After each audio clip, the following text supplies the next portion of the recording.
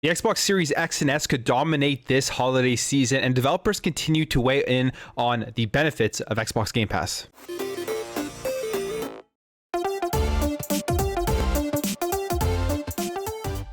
So one of the most important times every single year for consoles, for video games, is always the holiday season. The last quarter of the year, the September to December time period, when a lot of the big blockbuster games come out, when a lot of people get consoles for Christmas and for the holidays.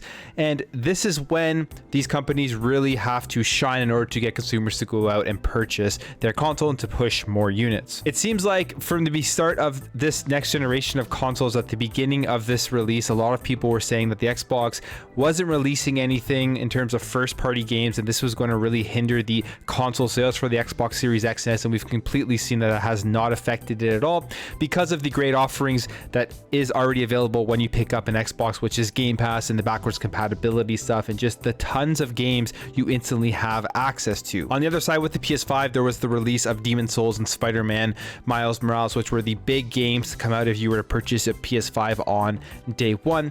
And as we get into this holiday season, it completely looks like those tables have turned in terms of Xbox still has Game Pass backward compatibility, the large catalog of games you instantly get access to, but now they also have the first party games in the holidays of 2021. And this is an article from Tech Radar, which I just wanted to go through, and it's just talking about how Xbox Series X could dominate this holiday season, and I definitely agree with this opinion. So right now we're looking at the Series X and the Series S, and I personally think we are now at a point where it feels like we are in those Xbox 360 days, because the Xbox 360 was an incredible console, one of the best consoles I think ever made in terms of the catalog of games and just how there was always something to play. You had the Xbox Live stuff, the online multiplayer. It was just the premier place to play, I think, during that generation. And then we had the Xbox One that wasn't very good, and now we're back with the Series X and S. It seems like they've really learned their lesson, and it's just an awesome place to play. And as we go through this first year of games, the Xbox Series X and S momentum just keeps on growing. So yeah, they didn't start off with any first party games. We had all of the Game Pass stuff. We had exclusive Game Pass games that came on day one where you had to purchase them on other consoles.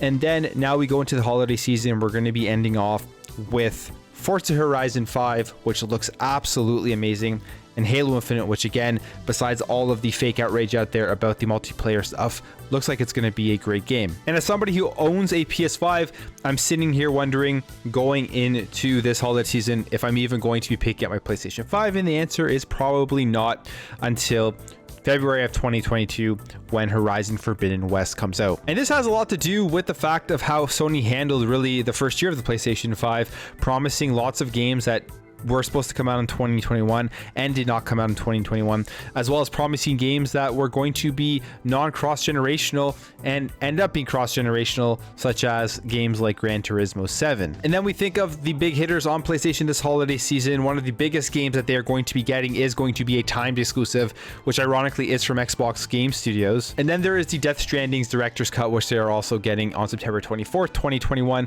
But me personally couldn't care less about that. I know there's a niche crowd that really does love Death Stranding, so they will be excited for it. But all in all, it looks like they're kind of going back to some like Metal Gear missions, which could pique some interest. I just don't know how well it will do based off of the overall kind of mixed reception of the original game. And then finally, you think of things just like the cloud gaming with xCloud coming onto the Xbox One. People are going to be able to experience the next generation games even if they don't have the new hardware, which may push people to want to actually go out and buy the new hardware so they don't have to experience the streaming aspect of it, and they can download those games natively and play them. And then finally, you have probably the most exciting thing for this upcoming holiday season.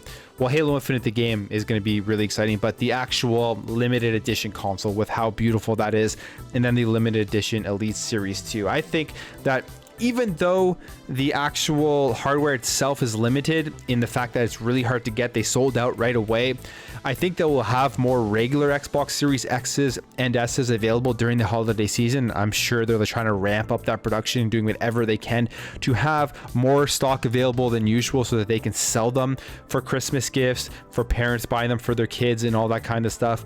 But at the end of the day, I think that this console here has just created that hype. So if they can't get their hands on this one, a lot of kids are going to be asking for this one. A lot of people want this one. They may just settle for the regular Xbox Series X and S. And we saw the amount of hype that was created after this was announced with like the social media trends, and Halo Infinite was trending, the Series X was trending, and all that kind of stuff. But yeah, all in all, the Series X, like I said in the previous videos, had an incredible 2021, and it's really set up for just a killer holiday season. And it does feel like we're back into that 360 era. And the best part about all of this is just the beginning. The momentum of Xbox Game Studios and the amount of studios they have under their belt releasing games on a regular basis is just starting. So this game here called Replaced is an indie game that when it was showed off and when it was announced that it was coming to Xbox Game Pass on day one, honestly, I got excited for it just from the style of game it is, like a sci-fi futuristic action platformer style of game. And the developers have weighed in on their thoughts about Xbox Game Pass and how really it was a no-brainer to jump onto the service. So during this interview with Sad Cat Studios co-founders Yura Zendanovic and Igor Gritse, not sure if I said those names right, but they talked about Xbox Game Pass, and here's what they said. When we were given the opportunity to enter Game Pass and sign a deal, we weren't thinking for more than 5 seconds about it because it was a really good opportunity. And right now, developers who are making their games, maybe their first games, should grab this opportunity and never look back because it can be very great. Today, I think Game Pass is a great way to check out lots of games, and if you want to support the developers, you can purchase it. But Game Pass is also a really great deal for developers. Well, not every developer, I don't think AAA studio like Rockstar actually needs that because they have that giant marketing reach, but for almost every indie developer, it's not just about money, it's about getting a lot of marketing and discoverability for players. So these are quotes. I mean, this is stuff we already knew. Game Pass is just a great way to discover new games. There's the stats out there that's like 30% of players play more games and more genres on Xbox Game Pass than off Xbox Game Pass. So it's definitely a great service for indie developers, for games that don't have a huge marketing budget to get out there and to be discovered. And we've seen that across multiple games. A game that looks similar to this that I may have not played if it wasn't for Xbox Game Pass was Narita Boy, and that game just was an absolutely awesome game to play, an absolute treat. I'm so happy that I played that game, and if it wasn't for Xbox Game Pass, I wouldn't have played it. Even a game like The Ascent, a game that is an incredible cyberpunk twin stick shooter RPG that I think anybody who enjoys RPGs, anybody who enjoys a cyberpunk setting should 100% check out. Maybe I wouldn't have played it if it wasn't for Xbox Game Pass. So for indie developers, this is great, and the best form of marketing they get from Xbox Game Pass is that word of mouth marketing. If an amazing indie game is on Xbox Game Pass and people talk about it, it will help them get notoriety and hopefully be able to make a second game. But then I start to think about, even for like a AAA studio or a AA studio, or I guess the best example of this would be a game like Outriders, which it comes from a major studio, I would say a AAA publisher, obviously with Square Enix. But taking a deal with Xbox Game Pass to them is also very beneficial, because you're going to be making a deal with Microsoft, who is most likely going to be paying you to put your game onto the service, covering your marketing fees, and then you're really just getting like a free marketing base by being on Xbox Game Pass. So I think even for AAA games, Xbox Game Pass is definitely something they think about and something that they should consider, because of the fact that Microsoft will cover fees for them, cover development costs, and then you get that like free word of mouth marketing just by being on the service. And then the free marketing from Xbox, who announces your game on the service and pushes it out to all of their followers. So all in all, it's just some more positive news from developers with Xbox Game Pass. And hey, I love indie games, so people may say Xbox Game Pass is just for indie games, which definitely isn't. If you go through the service, there are tons of massive games out there just from the Xbox Game Studios games, but even from third parties, there's still tons of like AAA games.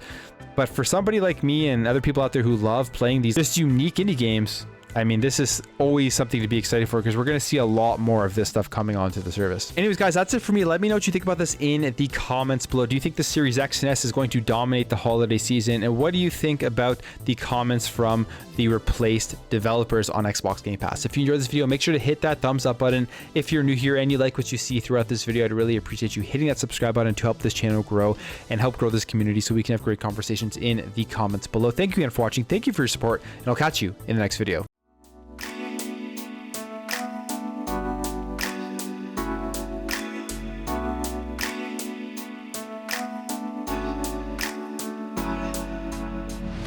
Bye.